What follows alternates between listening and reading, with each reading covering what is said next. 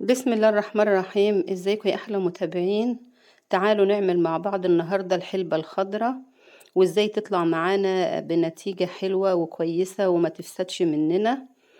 لما بنيجي ننقي الحلبة الحصى ديت، مش بننقيها من الطوب بس، لا بننقي كمان الحباية الدبلانة، الحباية اللي لونها غامق قوي، لان ديت ما بتنبتش معانا زي ما احنا شايفين كده.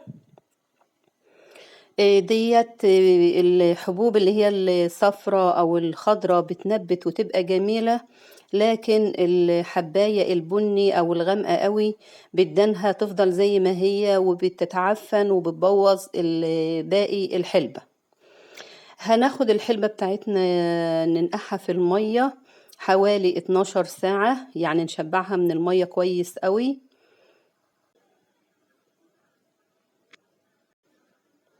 علشان تديلنا نتيجة كويسة.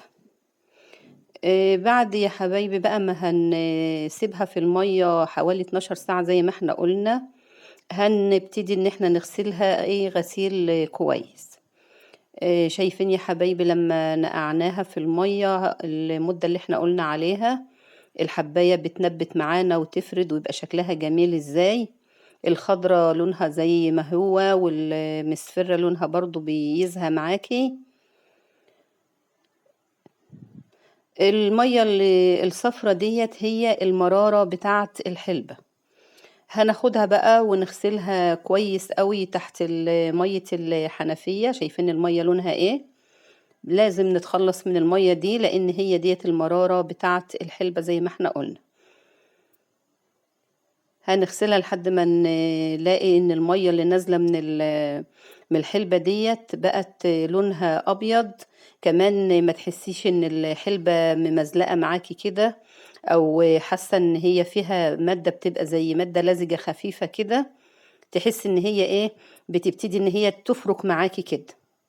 بعد كده هتجيبي بقى الاطباق اللي هتعبي فيها، او مصفى او قوالب جيلي زي ما احنا شايفين، اي حاجة تعبيها فيها. بتسيبي مسافة كده ان هي تبقى للنص عشان تديلها مساحة لما تنبت معانا.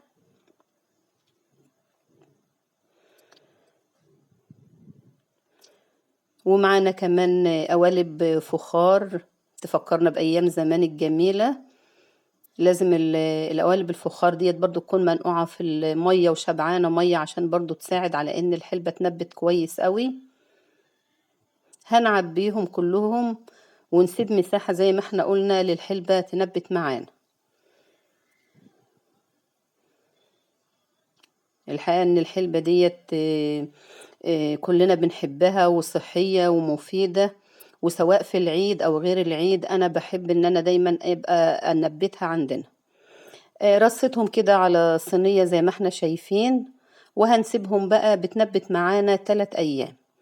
هنجيب يا حبايبي فوطة او قماشة نظيفة ونبلها مية ونفردها على وش الحلبة زي ما احنا شايفين.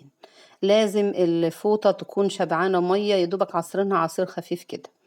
ده اول يوم معانا ابتدت ان هي تنبت بالشكل الجميل اللي احنا شايفينه ده. وكمان احنا لازم نحط الصينية بتاعتنا في مكان يكون رطب، تكون بعيدة عن الحر، ما تكونش في المطبخ في مكان سخن لانها ما بتتحملش بصراحة. وابتدت ان هي ما شاء الله هو التاني يوم وده تالت يوم اهوت ما شاء الله كده خلاص هي جاهزة للأكل. وان شاء الله لما تجربوها وتعملوها ما تفسدش معاكم وتطلع بطريقة كويسة وجميلة، واتمنى ان الطريقة تعجبكم يا حبايب قلبي. كل مرة او كل يوم تحاولي تبلي الفوطة اللي على وش الحلبة، وان شاء الله تبقى النتيجة معاكي جميلة وكويسة زي ما انا قلت. الحلبة اهيت. اتمنى ان الطريقة تعجبكم وما تنسوش الاشتراك حبايبي، ويسعدني وجودكم معانا. وبألف صحة وعافية يا رب، وأحلى حلبة لأحلى عيد، وكل سنة وانتم طيبين. وجربوها وإن شاء الله النتيجة تطلع معاكم جميلة وكويسة وتعجبكم بإذن الله.